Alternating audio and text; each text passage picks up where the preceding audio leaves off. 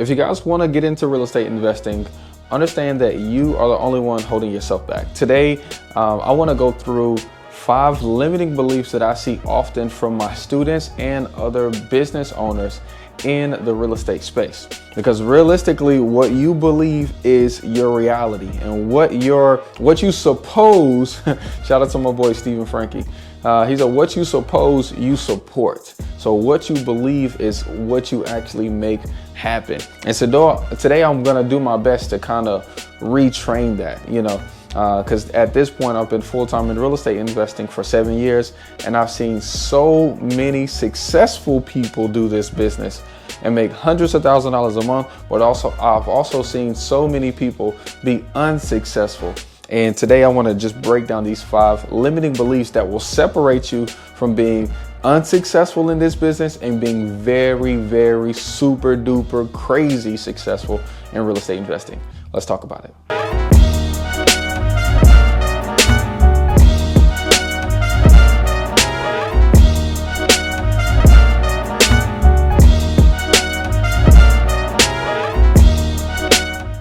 Number 1 is real estate wholesaling is a gateway drug. See, that's the first thing that people say about wholesaling real estate. Wholesaling real estate is not a gateway drug, okay? It can lead you to flipping houses. It can lead you to rentals. It can lead you down to apartments, but it does not have to. Where you want to go is where you should start. I see most people get into wholesaling is because they say, well, or I don't have the credit right now, or I don't have the money right now, but I really want to own apartments. Go directly for what you want. You see, what's going to push you in real estate is you having a goal, knowing exactly what you want, and then you working towards that. You do not have to go for wholesaling first. But if you want to make $1 million, if you want to make $500,000, then you can do that inside of wholesaling alone. Okay, me running a wholesale operation itself makes $500,000. It's not hard to do at all, and what you want, you will be successful at, okay? Number 2 is cash buyers make more than wholesalers, and that is false. There's been several deals that I've sold, whether I'm assigning the contract, whether I'm doing a double close, or whether I'm doing a hotel. Okay, let me explain what the differences are. So an assignment is when you get the property under contract from the seller with the purchase agreement.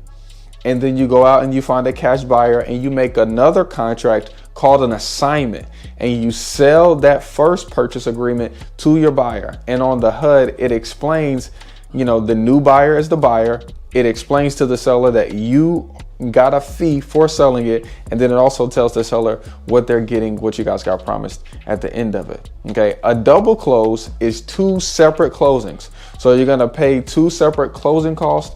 Nobody's gonna know that you're selling it on the A to B side, and on the B to C side, nobody's gonna know that you just bought it an hour ago. And more importantly, your fee or how much money you're making will not be disclosed at all as well. Okay. And I've had several transactions where I make more than the cash buyer. Don't feel bad about this, okay? Don't feel bad about this. At the end of the day, your job is to make the most amount of money for each deal that you get under contract. And realistically, you should not care about either side. You should look out for your best interest. Now, will you make sure that business is handled properly? Make sure that you get title insurance. Will you make sure that you deliver a property vacant if that's what you promised? Will you make sure, that everything goes smoothly? Absolutely. But don't feel bad about making money. When I first got into the business, we were making $3,000, $4,000, $5,000, $4,000, $3,000 back to back to back 20 times a month. And I felt like that was good until I met one of my mentors, Jamel Gibbs, and he told me he was making $27,000 back to back to back multiple times a month. And it's just, we're in the same market, buying the same houses in the same neighborhoods, working with the same buyers. At the end of the day, this is your business, okay? You need to look out for that. Number 3 kind of works off of that is most people in wholesaling believe that they only can make $10,000 or less. Change your mindset, okay? You can make 25, 30,000. I got some guys that have a minimum of a $50,000 assignment fee. It just all depends on, number one, how you market, who you market to, and how you make your offers. And that determines how much money you can make. Now, if you want to make a $50,000 assignment fee, you're not going to be going for little houses in the hood that people can buy for 20 grand. You're going to be going for houses over the medium price range or at the medium price range, depending where you are. So, you know, like right now, Mr. Tony Robinson, shout out to Mr. Tony Robinson Sr. You know, he loves buying $400,000 to $500,000 houses subject to.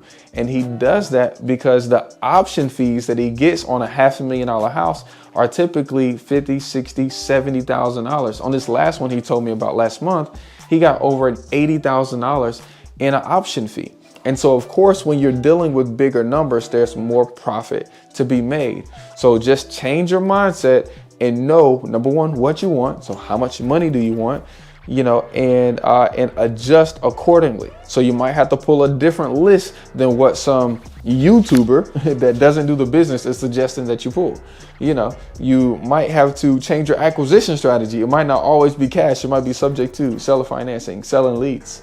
You know, you just have to make those adequate changes in your business to actually take your average deal size. Number 4 is it's expensive to run a team. Congratulations if you guys are actually getting to the business and you're making $20,000 or $30,000 a month, but you're still doing everything yourself. Let me tell you that it's not expensive to run a team. The trade-off that you make from your time being in the business versus how much money you can create it. I mean, honestly, I run a team right now with 3-4 people making $1.2 million. And to spend the amount of money that we spend, let's call it right about 280,000. That's not really expensive compared to the amount that we bring in. Now, yes, we hold rental property, so we use a lot of those funds to build up our rental portfolio, to reinvest and make our stuff look nice, and Airbnbs and all those kinds of things.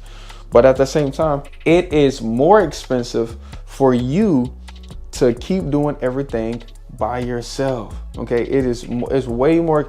At some point, your time becomes worth more than cold calling. At some point, your time becomes worth more than getting cursed out and saying F you to cold prospects.